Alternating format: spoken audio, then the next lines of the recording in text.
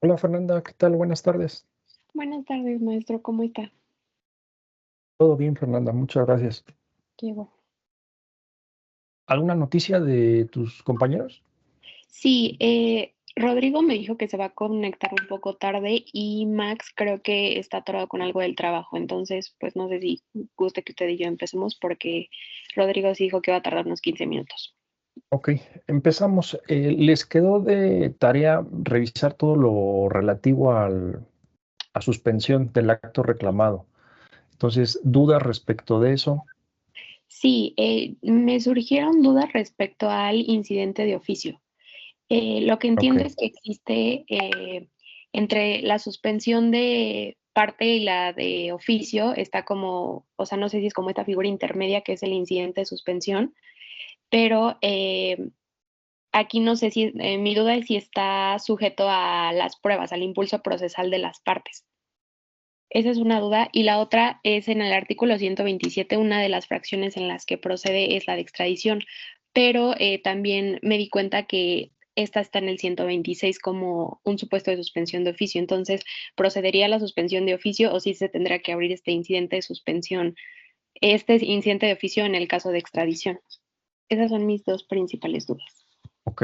Entonces, básicamente es cómo opera la suspensión de oficio y de plano Sí. y qué relación existe con la apertura o no de los incidentes. Ok. Estoy aquí apuntando tus preguntas. Sí, gracias. Aprovecho para informarte que puedes consultar mi ley de amparo comentada en la dirección juancarlosgonzalezcancino.com. Te dejo un enlace en la descripción de este video y también este código QR. Síguenos en nuestro canal de Telegram. Aquí también tienes los datos y un enlace en la descripción. O si lo prefieres, también nos puedes seguir en nuestro canal de WhatsApp. Mira, vamos a ir, voy a compartir pantalla ahorita para que vayamos revisando algunos artículos. Sí. A ver, según yo, ya te debería de estar compartiendo mi pantalla. Sí, ya la veo. Ok. Este, vamos a ver primero qué implica, como tú bien lo refieres en el artículo 125 de la Ley de Amparo, nos clasifica la suspensión del acto reclamado en dos categorías, la de oficio y la que es a petición de parte. Aquí ya podemos ir haciendo algunas descripciones de qué implica cada cosa. Cuando estamos hablando de la suspensión o en términos generales, cuando hablamos en el derecho procesal de que algo funciona de oficio, quiere decir que el órgano jurisdiccional tiene que actuar sin que exista una petición de la parte. Es por iniciativa propia, el órgano jurisdiccional tiene que actuar. Entonces, eso nos hace sentido porque vemos que está contrastando dos modalidades de la suspensión, el artículo 125. Nos está diciendo, en unos casos, el órgano jurisdiccional de amparo está obligado a otorgar esa suspensión, esa medida precautoria, independientemente de que se lo soliciten o no. Y el otro supuesto es en el que se le deja a la quejosa la carga sí, la carga y el impulso procesal necesario para que se otorgue la medida precautoria, en el sentido de que él tiene que expresamente solicitarla. Ahora, vamos a ver en el artículo 126 que ya se agrega otra palabra o al menos otra expresión, porque dice, la suspensión se concederá de oficio y luego dice de plano. Entonces, aquí tenemos un elemento nuevo. ¿Qué significa que sea de plano? Sin que exista una mayor tramitación. Podríamos hasta incluso decirlo que se otorga de forma inmediata. Esto en el contexto de las medidas precautorias ya nos empieza a dar algo de información respecto de tu segunda pregunta, que es lo del incidente. Si estamos diciendo que la suspensión se concede de oficio y de plano, eso implica que no es necesario abrir un incidente, sino que de inmediato, ahí tan pronto tenga noticia el juez de distrito, sin necesidad de haber un incidente, va a otorgar la suspensión de oficio. Y como tú dices, bueno, entonces, ¿dónde queda el caso de la extradición? Porque el caso de extradición es un supuesto en el que opera de oficio y también nos dice, aquí vamos a comparar los dos artículos. Voy a poner de un lado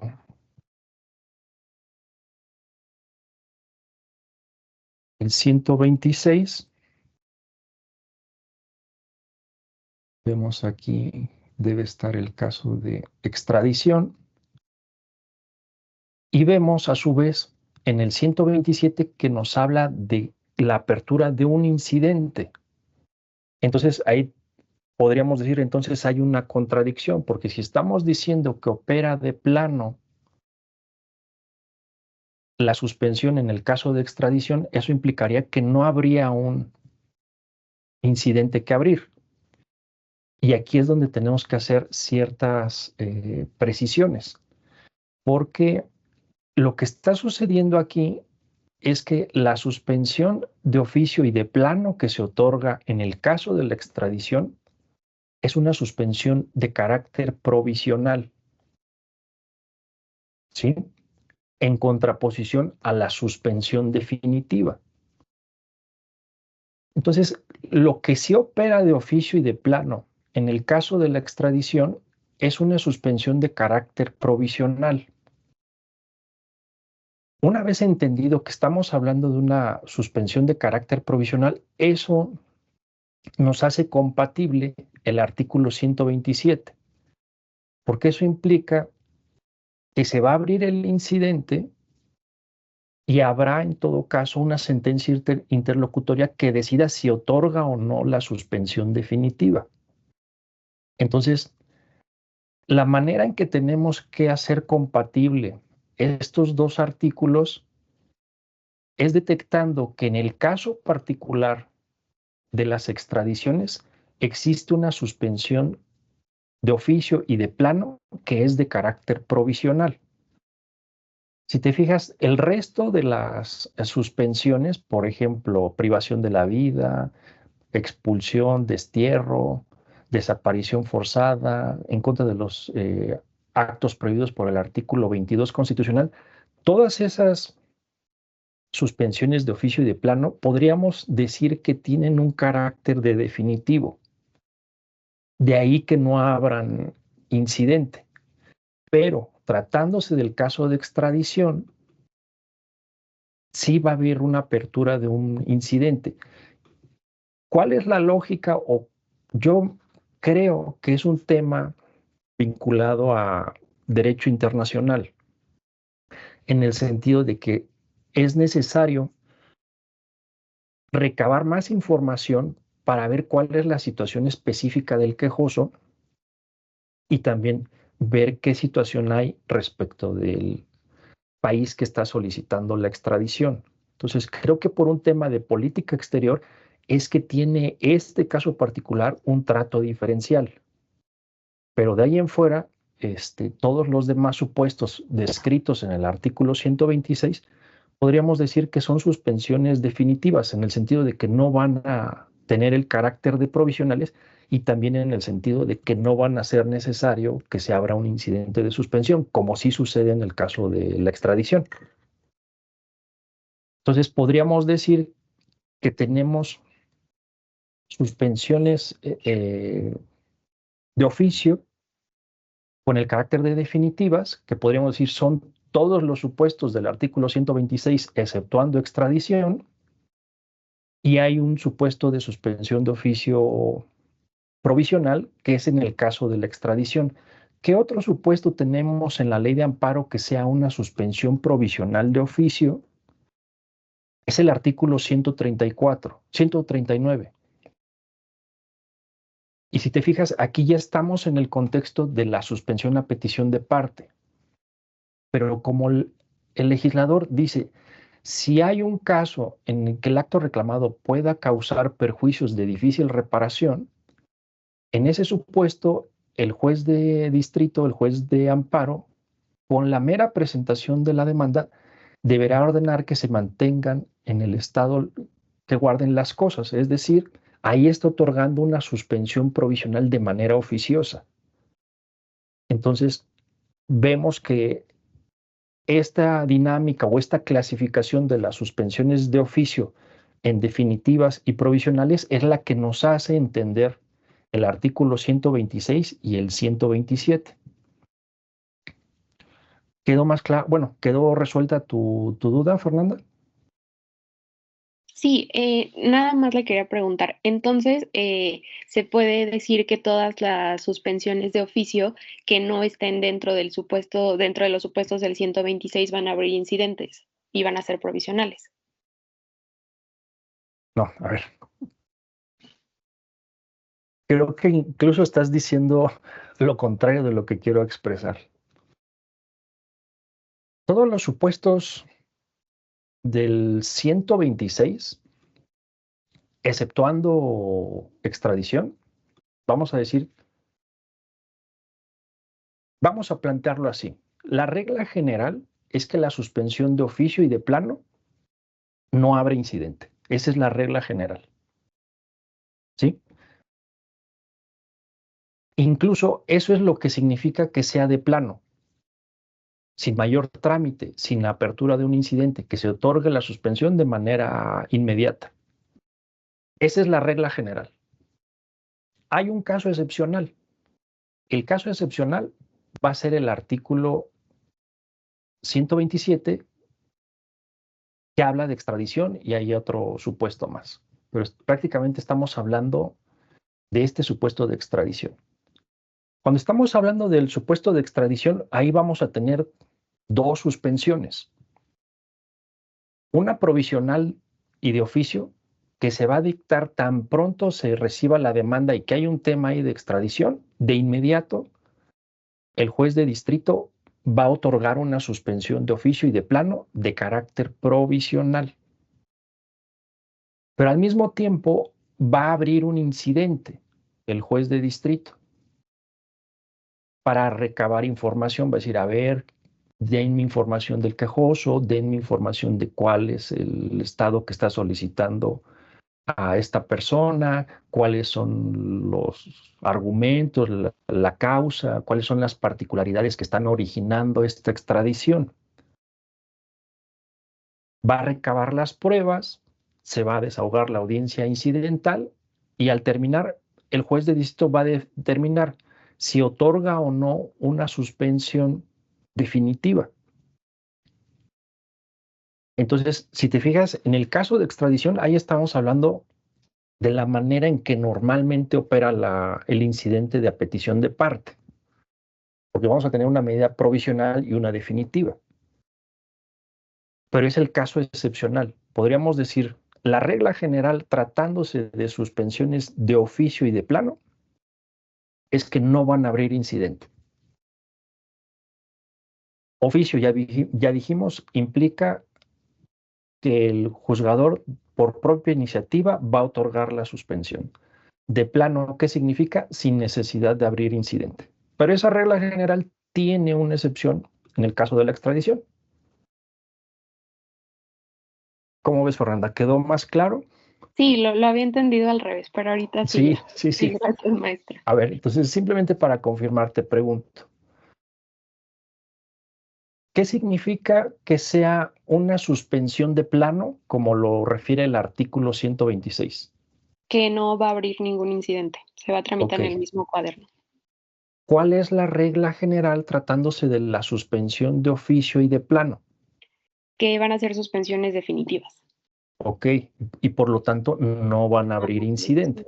¿Cuál es el caso excepcional en el que sí se abre incidente de suspensión en el contexto del artículo 126?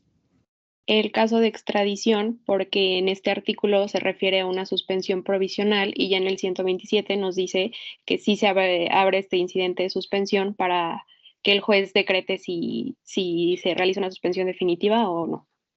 Ok, perfecto. Ahora sí, ya quedamos todos en el mismo canal. Sí, muchas gracias. Rodrigo, sí, nada. Rodrigo, ¿qué tal? ¿Alguna duda en relación al tema de medidas precautorias? Sí, maestro, de referente al artículo, al comentario del artículo 128, usted, bueno, en la ley de amparo comentada hace referencia al 25 de la Convención Americana, punto 2, inciso B, y ahí puntualiza la palabra desarrollar. ¿A qué se refiere con desarrollo, que tenga que desarrollar el recurso? Sí. Aprovecho la ocasión para recomendarte mi ley de amparo correlacionada, cuyo principal beneficio es que cada una de las referencias a los artículos relacionados contiene una síntesis que te permite saber de qué trata cada uno de esos artículos. Adquiérela en Amazon, te dejo un enlace y un código QR. Miren, a ver, para empezar, hay algo que tenemos que definir. Si es válida la clasificación que hace el legislador respecto de la suspensión de oficio y la suspensión a petición de parte. La idea subyacente en el contexto del derecho procesal para imputar actos que se tengan que realizar de manera oficiosa es la noción de orden público. Por lo general, cuando estamos hablando de cuestiones que se dejan o se acotan a la petición de parte, son cuestiones regidas por el principio dispositivo, es decir, intereses meramente privados que única y exclusivamente son relevantes para la parte promovente.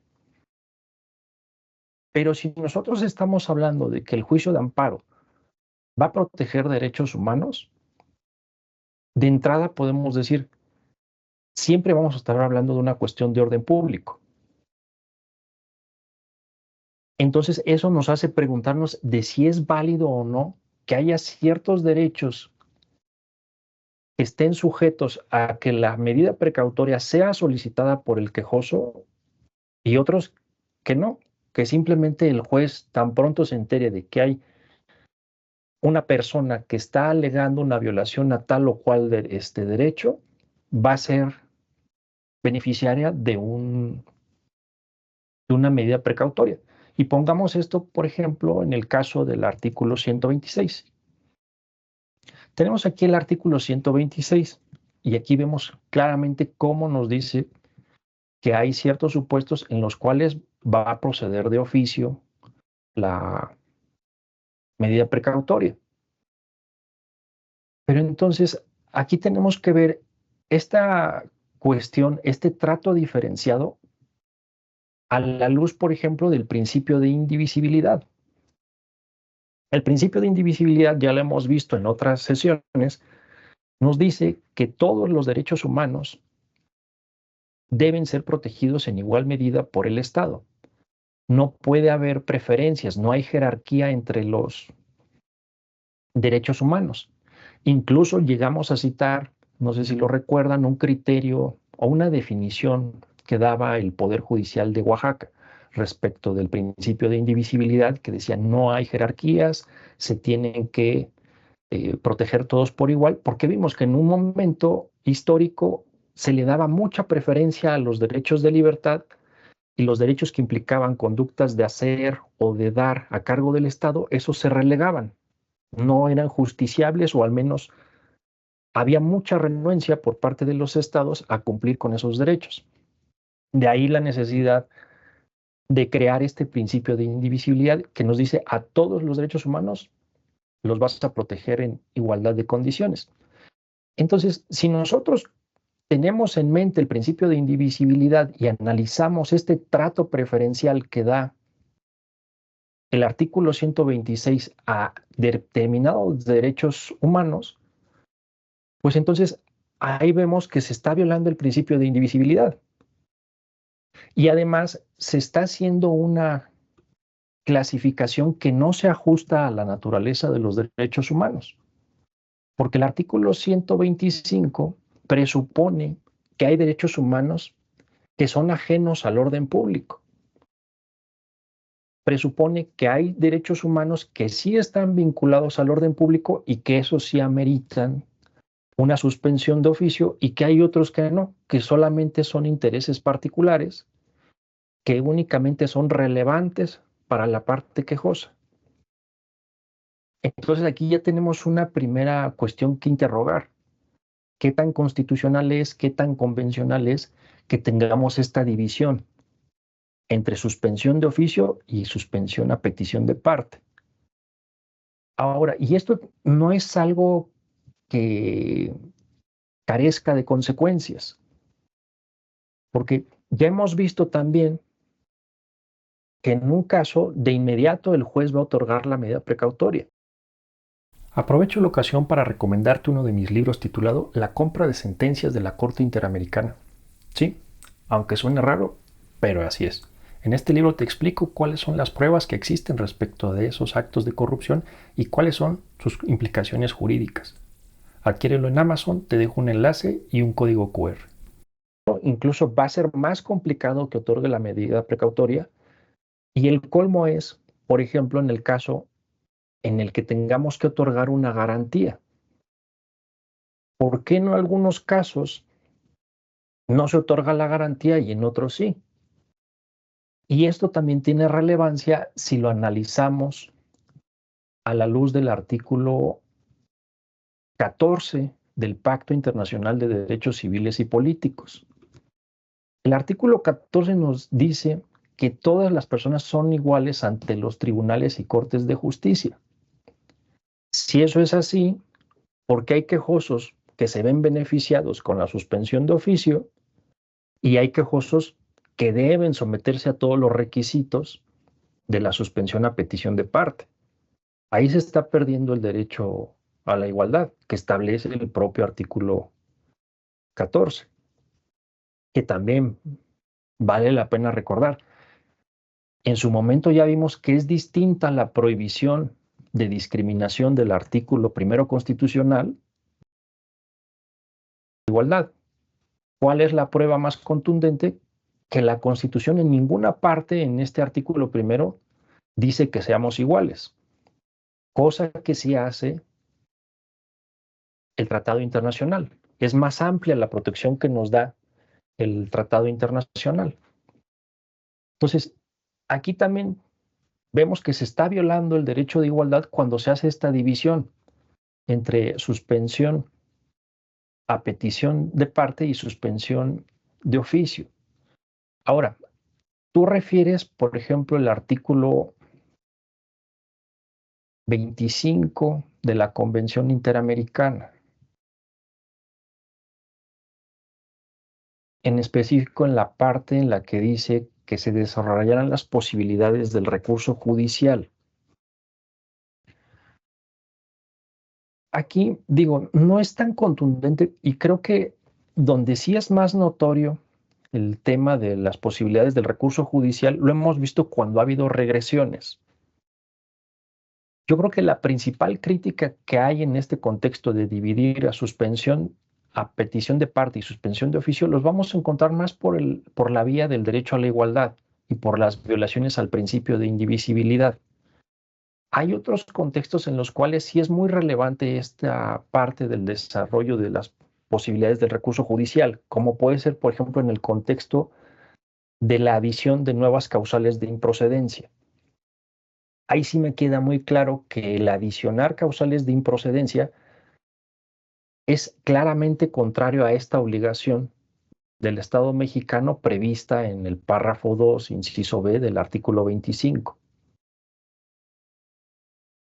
¿Cómo ves, Rodrigo?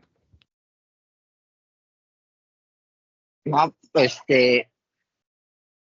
sí, sí, pero ahorita que tocó el tema de la garantía, o sea, leyendo la ley de amparo, es un símil al Código de Procedimientos Civiles de la Ciudad de México, o sea, porque igual para suspender la ejecución de la sentencia de primera instancia al momento de apelar tienes que ofrecer garantía, ¿no? Y para evitar que se suspenda, o sea, el favorecido por la sentencia puede ofrecer contragarantía esa garantía, ¿no? Entonces, al final de cuentas, está desnaturalizando, o sea, una prueba más de lo que hemos venido diciendo el inicio de estas tutorías que está desnaturalizando el verdadero juicio de protección de derechos humanos y de garantías, ¿no? Porque lo está asimilando a un juicio de naturaleza civil.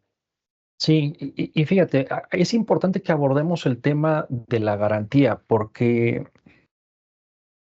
aprovecho la ocasión para recomendarte uno de mis libros titulado Derecho Constitucional, en el que te explico desde la perspectiva 100% jurídica qué es una constitución y no desde la perspectiva de la teoría del Estado, que es el error que muchos libros cometen.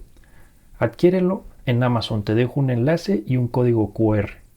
Así como lo advertía Emilio Rabasa de que varias reformas, tanto legales como constitucionales, iban a ser cada vez más perjudiciales para nuestros derechos humanos, este es un claro ejemplo, porque inicialmente en el texto de, bueno, aquí tengo creo que los antecedentes en el comentario, pero ahorita lo que quiero desarrollar es que si lo vemos a la luz, o sea, cuando estamos hablando de daños y perjuicios, estamos hablando de un tema sustantivo, estamos hablando de un tema que incluso está regulado en los códigos civiles. Y lo curioso es que el artículo 132 nos dice, en los casos en que sea procedente la suspensión, pero pueda ocasionar daño o perjuicio a tercero, fíjense, ¿cuál es la causa generadora de los daños y perjuicios? Es la suspensión. Y la suspensión es otorgada por el juez de distrito, no es una conducta de la quejosa. Entonces, esto, si lo vemos a la luz del derecho civil, que sí regula el tema de daños y perjuicios, vean cómo está regulado, porque hay ciertos artículos que nos dicen, se entiende por daño la pérdida o menoscabo sufrido en el patrimonio por la falta de cumplimiento de una obligación. Y hay algo que es crucial, porque el propio Código Civil y los códigos civiles nos aclaran que los daños y perjuicios deben ser consecuencia inmediata y directa de la falta de cumplimiento de la obligación. Es decir, necesitamos un nexo causal directo. ¿Cómo va a haber un nexo causal directo entre el quejoso y los daños y perjuicios sufridos por el tercero interesado si de por medio a la mitad está una resolución judicial? Y no sé si han visto, pero por ejemplo, a recientes fechas en el semanario del Poder Judicial, en el semanario judicial, se publicaron unos criterios muy vanguardistas en los que dicen que se puede utilizar inteligencia artificial para calcular los daños y perjuicios. Pues lo único que están haciendo con esos criterios es exhibirse, que no están mostrando que no tienen ni la más remota idea de cómo se regulan los daños y perjuicios. Y aquí incluso en el propio comentario hago referencia de que esto surgió por primera vez en la Ley Orgánica de los artículos 101 y 102 de la Constitución Federal de 5 de febrero de 1857. Y hay ciertos artículos de esa ley reglamentaria que nos hace evidente que no se trata de una responsabilidad del quejoso, se trata de una responsabilidad del juez. Y ven aquí, por ejemplo, el artículo 18 de esa ley reglamentaria decía, es de la más estrecha responsabilidad del juez suspender el acto que es objeto de la queja. Entonces, si es responsabilidad del juez, ¿por qué el quejoso tiene que pagar la fianza? Si se fijan, de fondo lo que hay, se está trasladando la responsabilidad que tiene el juez por el ejercicio de su función jurisdiccional, se está trasladando al quejoso. Pero vemos cómo en su inicio el amparo no tenía eso. En los antecedentes más remotos que tenemos del juicio de amparo no existía este error. ¿Qué pasó? Posteriormente, en 1917, se incorpora en la fracción sexta Dice, en los juicios civiles, la ejecución de la sentencia definitiva solo se suspenderá si el quejoso da fianza para pagar los daños y perjuicios que la suspensión ocasionare. Y aquí nuevamente cometen el error, porque no es lo mismo decir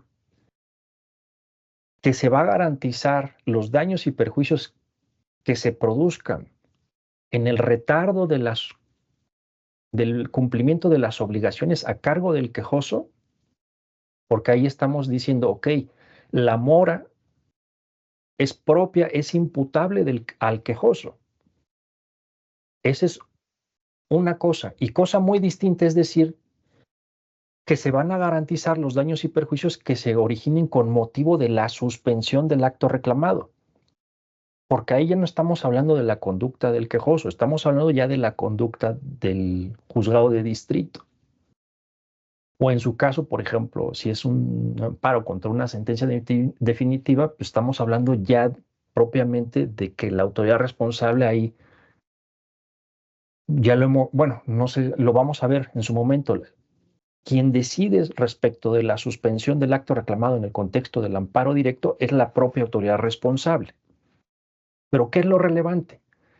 Que el quejoso no es quien va a dictar la suspensión del acto reclamado.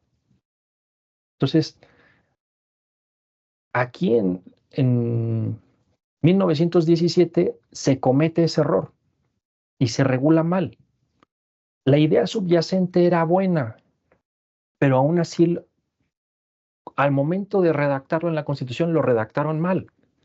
Porque lo que tenían que haber dicho es, ok, se va a dar una fianza para pagar los daños y perjuicios que se ocasionen con el retardo, con el incumplimiento imputable al quejoso. Pero de ahí a trasladarlo y decir que la causa generadora de los daños y perjuicios es la suspensión, ahí fue un grave error. Y vean, por ejemplo, incluso hay criterios de la Suprema Corte de Justicia que nos dicen garantía para que surta efectos la suspensión, dice forma de calcularla con base a la TIE interbancaria de equilibrio. Nuevamente, con esta jurisprudencia se está exhibiendo la Suprema Corte de Justicia, porque ni se le ocurre pensar en el nexo causal que exige la legislación civil. Y esto tiene implicaciones, porque si lo vemos en cierta forma, el trasladarle la responsabilidad al quejoso derivada de la suspensión del acto reclamado es una pena trascendental, porque es sancionarlo por la conducta del juez. Y además, recordemos, si es un tema de derechos humanos, estamos hablando de una cuestión de orden público. Entonces, quien tiene la obligación de proteger los derechos es el juzgador. Entonces, ¿por qué vamos a garantizar, por qué vamos a dar una garantía por algo que está obligado a hacer el juez? Digo, desafortunadamente al día de hoy, pues bueno, el tema de la garantía sí está previsto en la Constitución. Lo vamos a ver, por ejemplo, artículo 107.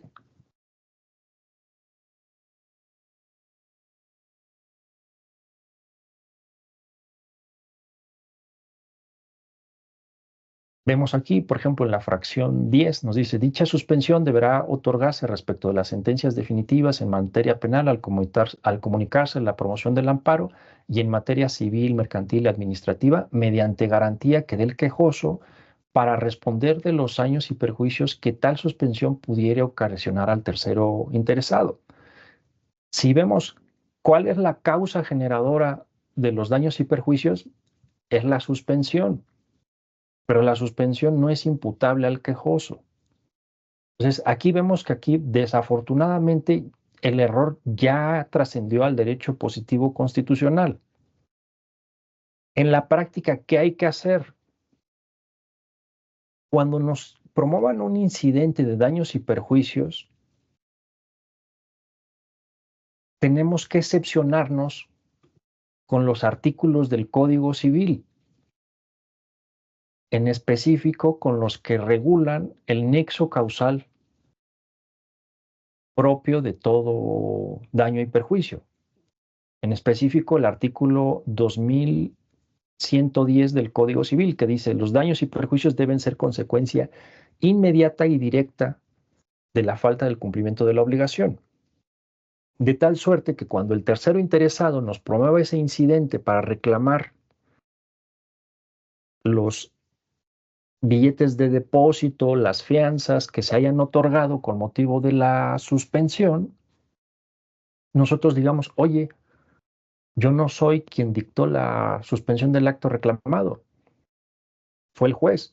No hay un nexo causal directo e inmediato como lo exige el artículo del Código Civil, de tal suerte que se declare infundado el incidente de daños y perjuicios que promueva el tercero interesado. Ahora, en la práctica, ¿qué es lo que llega a suceder? A mí me ha tocado un caso en el que tanto el juez de distrito como el tribunal colegiado les importa poco el artículo del Código Civil y me aplican alguna otra jurisprudencia de la Corte que también lo hemos visto, no tienen ni la más remota idea de lo que está expidiendo con esas jurisprudencias al regular el tema de cómo calcular las garantías y demás, de tal suerte que me aplican una jurisprudencia que incluso está por arriba del Código Civil, que contradice claramente lo que dice el Código Civil, y ahí es donde nos damos cuenta que se abusa de la jurisprudencia. Porque no obstante que el artículo nos dice que tiene que ser consecuencia inmediata y directa, te aplican una jurisprudencia que dice exactamente lo contrario y te condenan a que entregues los billetes. Bueno, hacen la entrega de los billetes de depósito al tercero interesado o se hace efectiva la fianza. Y ahí es donde te das cuenta que se dogmatizan los jueces de distrito y los tribunales colegiados. Y nunca se han puesto a pensar que es imposible, aun y cuando lo diga la Constitución, que este incidente sea fundado en contra del quejoso. Me refiero al incidente de daños y perjuicios. Porque en todo caso, la responsabilidad es del juez de distrito o de la autoridad que haya otorgado la suspensión, pero no del quejoso. Y hay casos en los cuales incluso es más grave, porque, por ejemplo, si se fijan, inicialmente, ¿qué era lo que decía tanto el artículo 107 cuando fue puesto en vigor? Antes, si se fijan, lo acotaba a una ejecución de una sentencia definitiva de carácter civil. Entonces, ¿eso qué implicaba? Que sí había una obligación entre el quejoso y el tercero interesado. Sí había un vínculo jurídico. Pensemos, por ejemplo, el pago de un pagaré o una cuestión de esa naturaleza. Si había sido declarada procedente la acción en contra del deudor, pues hacía sentido que hubiera una fianza porque sí se iban a generar esos daños y perjuicios. ¿Por qué? Porque iba a haber una mora. Si bien es cierto, los perjuicios no iban a derivar de la suspensión, sino más bien iban a derivar del atraso en que se iba a dar el cumplimiento, ahí hacía cierto sentido.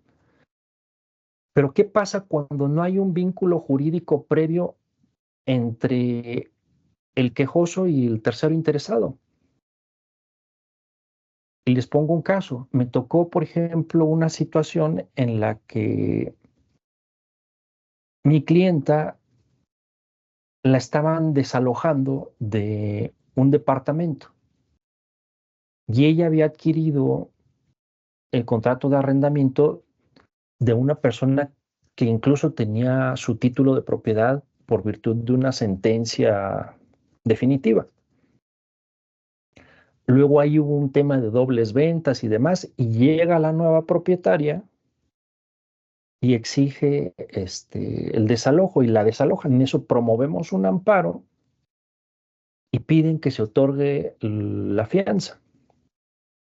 Pero si se fijan, entre la inquilina y la segunda dueña del departamento, no había ninguna obligación. Y sin embargo, se estaba obligando a mi clienta a que diera la fianza correspondiente.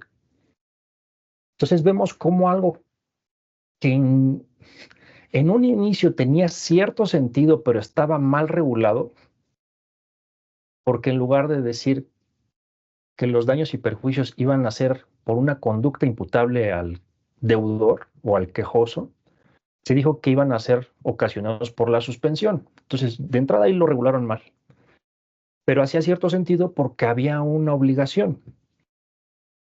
Pero si sacamos esta situación inicial y le ampliamos a que siempre se va a otorgar esa garantía, pues es el problema que ya tenemos hoy en día. Aprovecho la ocasión para recomendarte uno de mis libros titulado La jurisprudencia en México, en el que te explico cómo detectar la jurisprudencia que es inconstitucional y también cómo impugnarla. Adquiérelo en Amazon, te dejo un enlace y este código QR. Y ahora, si lo vemos, por ejemplo, a la luz del propio artículo 17 constitucional, también es grave, porque si ya estamos diciendo, ok, el juez de distrito siempre está obligado a proteger los derechos humanos. Y también ya hemos visto que esa división entre a petición de parte y suspensión de oficio viola el derecho a la igualdad del artículo 14 del Pacto Internacional de Derechos Civiles y Políticos y también viola el principio de indivisibilidad. No obstante eso, hay algo que adicionar, porque si ustedes recordarán, el propio artículo 17 constitucional nos dice que estarán prohibidas las costas judiciales. Coloquémonos en el supuesto de la suspensión a petición de parte, en la cual hay un tercero interesado y que la suspensión, que es algo imputable al juzgado de distrito, sí puede ocasionar daños y perjuicios. Fíjense, ahí es más triste la situación, porque el quejoso está obligado a pagar por algo que es obligación del juez, no obstante que hay una prohibición de costas judiciales. Y ustedes pueden revisar toda la jurisprudencia que hay respecto de los daños y perjuicios en materia de amparo, y ninguna jurisprudencia se da por enterada de que es imposible que los daños y perjuicios sean imputables al quejoso. Pero eso sí, hay jurisprudencias que nos dicen que hay que calcular con la TIE, otras que sí se puede usar la inteligencia artificial. Pues en lugar de estar viendo esas cosas, que vean el Código Civil. Hasta aquí, Rodrigo, ¿quedó aclarada la duda que tenías?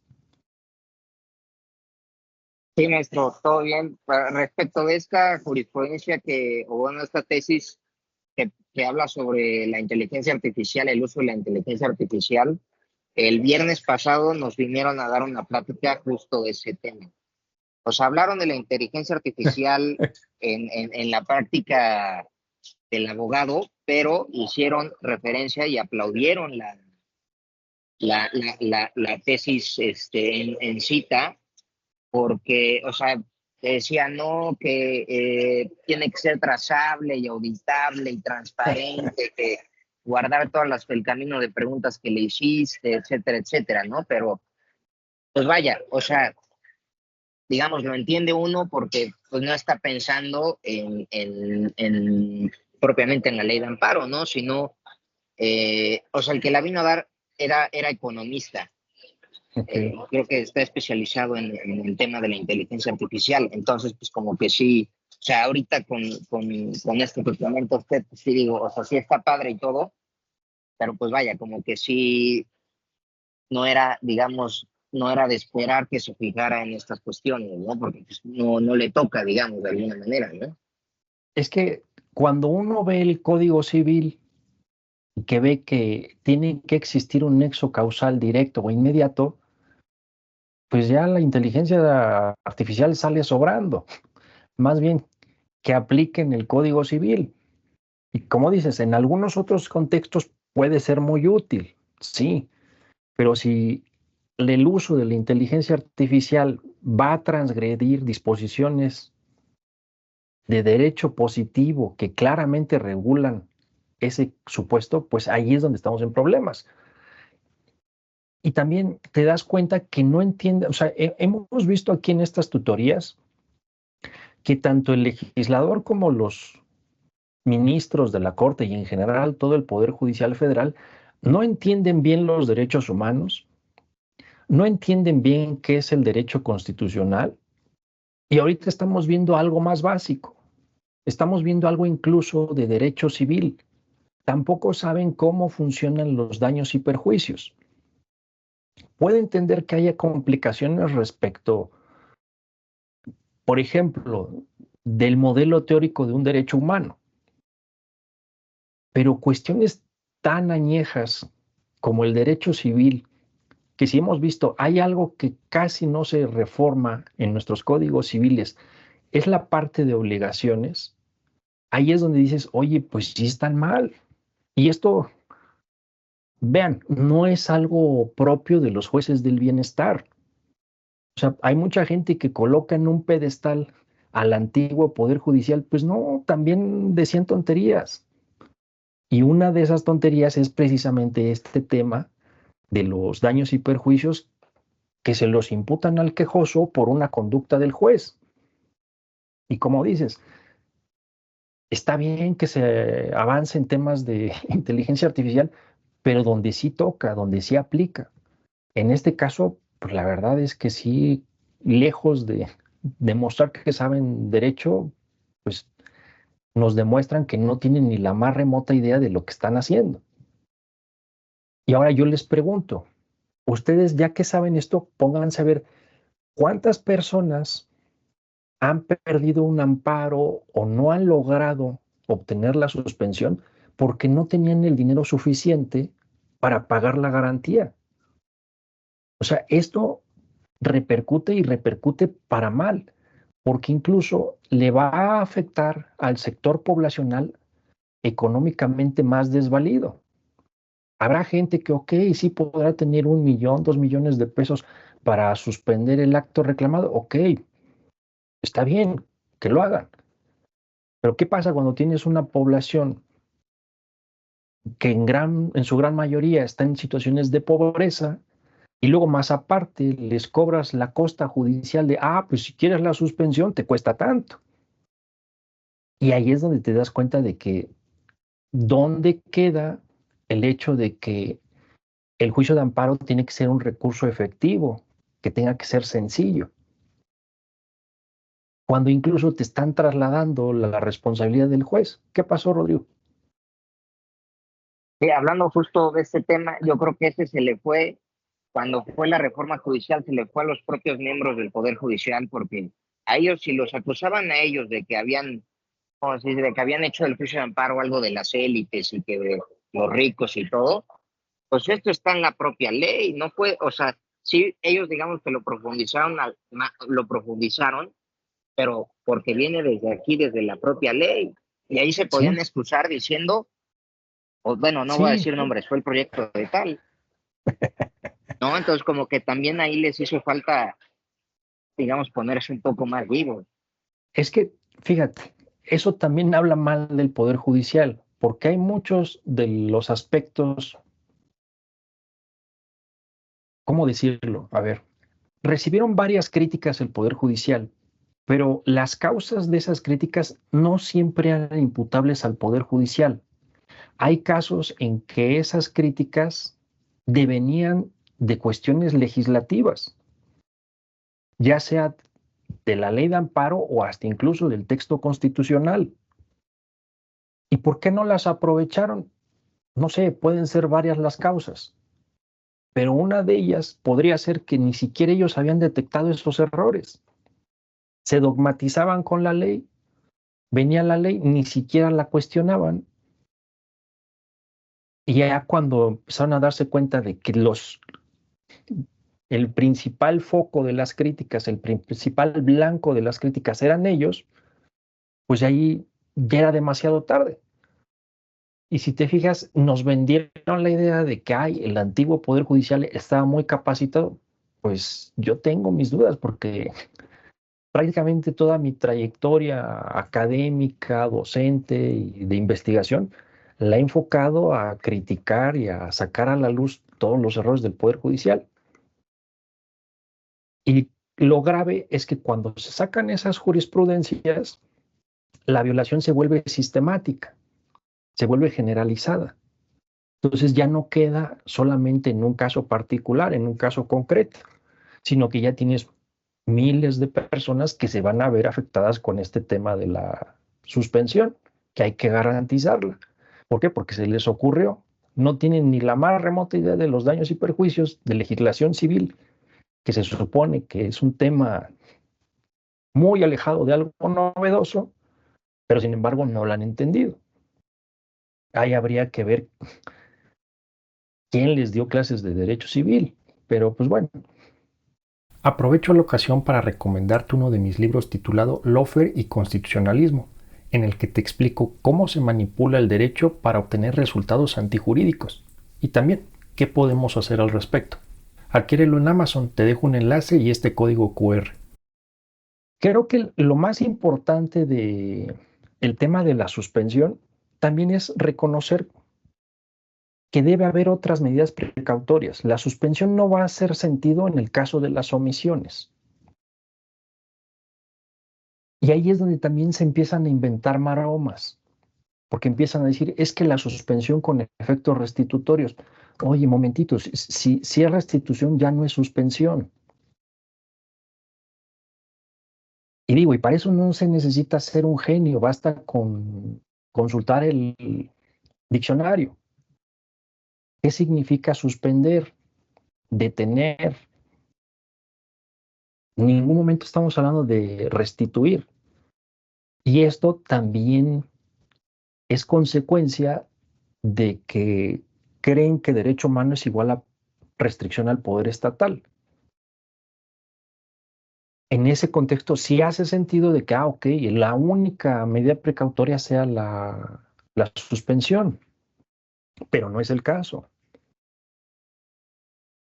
Y hasta incluso esa fue una de las diferencias que hubo entre Fixamudio y Burgoa, porque Fixamudio quería verse muy vanguardista creándose conceptos de la suspensión con efectos restitutorios y Burgoa le decía, oye, pues no, es que eso ya no es suspensión.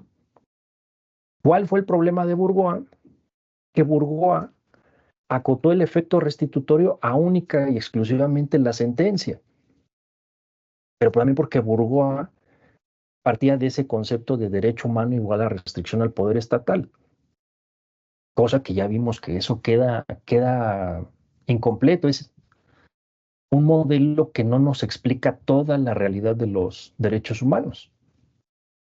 La ventaja es que, digo, cuando estemos viendo el tema de restitución provisional, afortunadamente hoy sí tenemos un fundamento en ley, que es el artículo 147, segundo párrafo.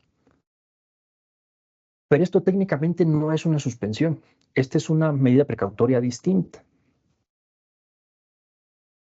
Que esto incluso ya hay un libro bastante bueno en la Libre de Piero Calamandrei, creo que se llama El análisis sistemático de las providencias cautelares, una cuestión así, y ahí hace la clasificación.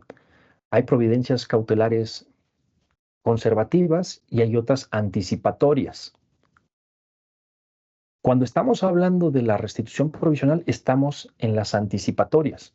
Cuando estamos hablando de la suspensión, en sentido técnico y estricto, estamos hablando de una medida precautoria conservativa.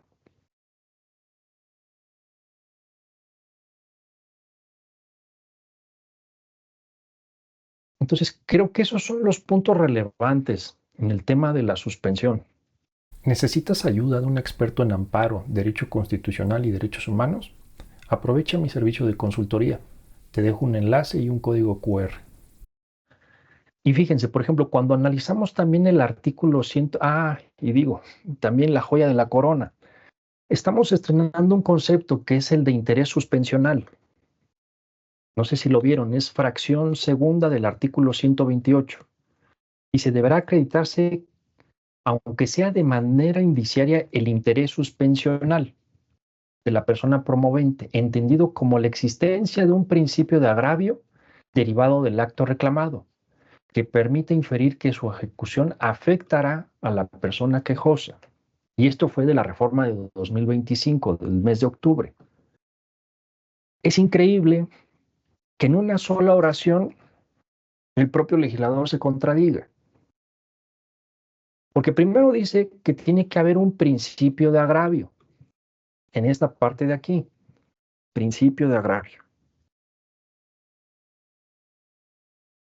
Déjenme ajusto un poco aquí.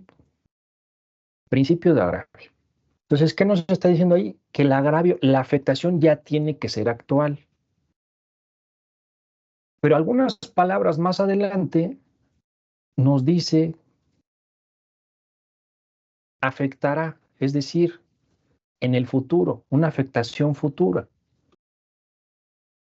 Entonces, que alguien me explique, porque por un lado está diciendo, a la mitad del enunciado, está diciendo que el agravio tiene que ser actual, y más adelante dice que el agravio tiene que ser futuro.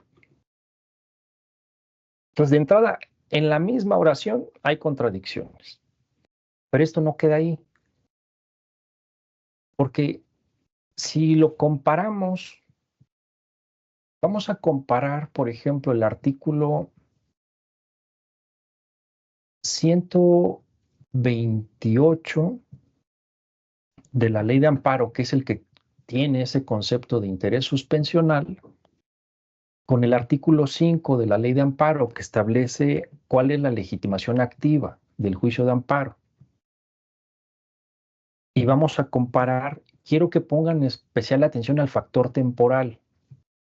Cuando se habla de algo presente, es decir, algo actual, y cuando de algo futuro. Nos está diciendo la fracción segunda del artículo 128, habla de que la ejecución afectará a la persona, es decir, en un futuro. Pero pequeño problema, porque si la afectación es futura, entonces el amparo ni siquiera debe ser admitido, porque la legitimación activa establecida en la fracción 1 del artículo 5 de la Ley de Amparo exige que la afectación que alegue, que aduzca el quejoso, tiene que ser actual.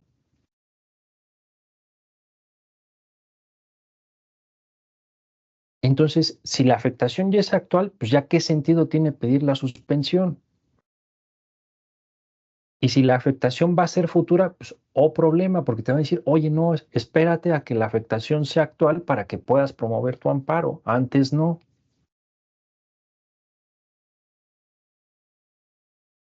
Entonces, también tengan en cuenta eso. Se reguló muy mal eso del interés suspensional. Y también el interés suspensional hace sentido cuando se está solicitando precisamente en términos técnicos la suspensión. Pero cuando estamos pidiendo una restitución provisional, no hace sentido esa figura del interés suspensional. Y no sería un problema si el legislador distinguiera claramente en cuándo se solicita una restitución provisional y cuándo se pide una suspensión en estricto sentido. Pero como el legislador usa indistintamente el término suspensión para abarcar tanto a la restitución como a la suspensión en sentido estricto, pues nos coloca en un problema.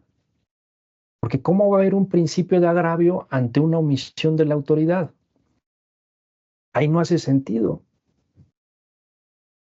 Entonces, tengan mucho cuidado con esto que acaban de regular en la reforma. No tiene sentido, o sea, no tiene ni pies ni cabeza lo del interés suspensional. ¿Cuál va a ser el efecto práctico? Que cada vez van a negar más las medidas precautorias, porque va a ser más difícil acreditarlo y esto va a ser especialmente relevante cuando los actos reclamados sean omisiones. Pues bueno, yo creo que vamos a ir finalizando. En la semana les voy a ir subiendo al chat, les voy a ir diciendo cuáles son las asignaturas para las tareas para la siguiente sesión. He estado subiendo también las tutorías al canal de YouTube. También ahí ya tienen la lista de reproducción correspondiente. Y pues bueno, también si van teniendo dudas, me avisan en el chat. Sí, maestro, muchas Sí, gracias. gracias, Que tenga maestro. buen fin de semana. Nos vemos igual, que tengan buena tarde, hasta luego.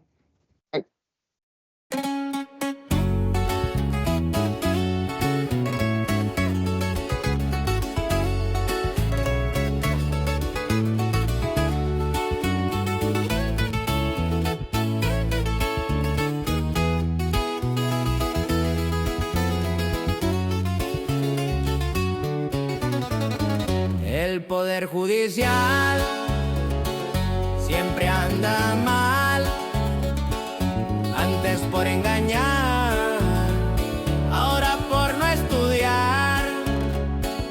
Promesas de justicia se oyen al pasar,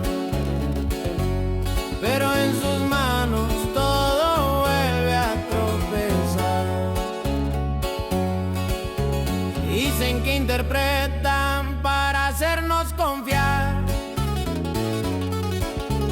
pero su verdad es solo un disfraz.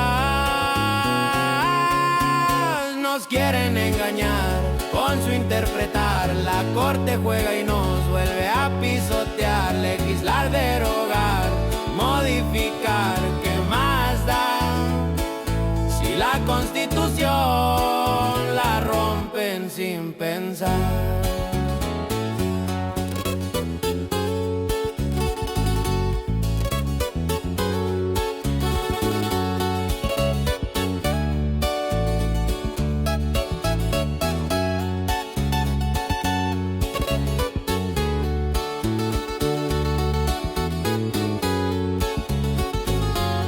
El licenciado González Cancino me contó